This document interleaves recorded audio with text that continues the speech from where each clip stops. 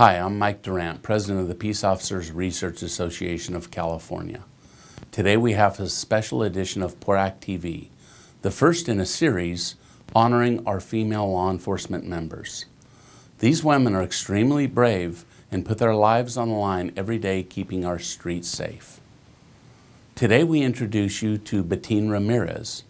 Batine has more than 16 years of experience in law enforcement and is the first female president representing Placer County Deputy Sheriff's Association. So my name is Batine Ramirez. I'm with the Placer County Sheriff's Department. I'm a deputy on patrol, and I'm also the president of the Placer County Deputy Sheriff's Association and the vice president of the Placer 1035 Foundation, which is a benevolent foundation for law enforcement. I've been in law enforcement for 16 years. I started out as a correctional officer. From that, I became a deputy trainee, went to the academy, became a deputy sheriff, spent 6 years in the death investigation unit, am currently a field training officer, and I'm getting ready to go to an undercover assignment in a few weeks. I entered law enforcement by accident. My stepfather was a firefighter who encouraged me to become a firefighter because that was when they really started a big push to hire women.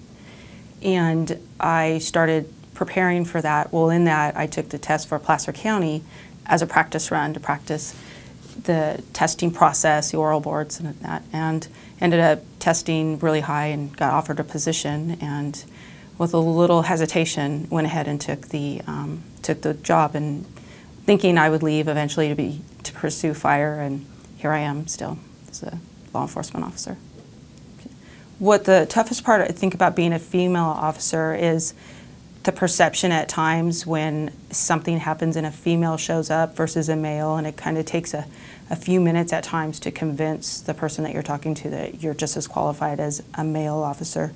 I don't really have that problem so much anymore as maybe I did in the beginning, but I think it's more of my attitude when I show up, and I think they're a little more relieved once they talk to me for a few minutes and understand that I have a good grasp of what I'm doing. I don't feel the need to prove myself the same as a male, because I think I was fortunate enough to have been hired and worked in the jail for 2 years. So I had already established a good relationship with the men that I worked with and a good reputation as being a hard worker and not being afraid to get involved in things. I think maybe for some other females who haven't had that opportunity, especially now with a lot different statures of women who come in who are a lot smaller, I think they have to work a little bit harder because they're judged automatically by their appearance. And so for them it's a little bit harder, but for myself, I don't think I had to suffer the same things that some of them are suffering or will suffer down the road because of that. I think myself being involved with the Deputy Sheriff's Association has made it a little bit more open to other women. Like I said, there's not that many of us, but I have been contacted by other women that have shown interest now, and I've received emails from other female members' children who are females that say, hey, my mom's told us you're the first female president, and I'm really proud of you. I hope to do something like that in my lifetime. As a law enforcement officer, even during duty and off duty, I'm very active in the community. We started a foundation called the Placer 1035 Foundation, and what we do is we raise money for officer assistance for them and their families. So situations like, maybe a sick child or the death of a child that's not covered by anything work-related, we raise money by having an annual golf tournament and a few other little things that we do during the year to help relieve their financial suffering. Another thing I do is I spend a lot of time in my beat. There's a child receiving home, so I meet a lot of the kids from that receiving home, and I'll actually go back on my days off and pick them up for a day, take them out to go get something to eat, things like that, just to try to make a little bit of a difference in their life. Has this line of work put a toll on my family? No, I wouldn't say it really has.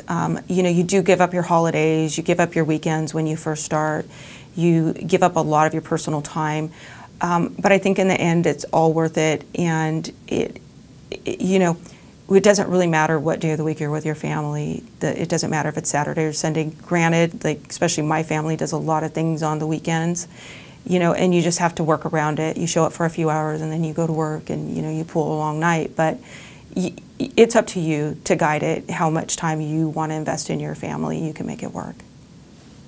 The advice I give to women wanting to get into this field is to not give up. If it's something that you want to do, not to give up, and don't let something like a wall, because that's part of the physical agility test, stop you.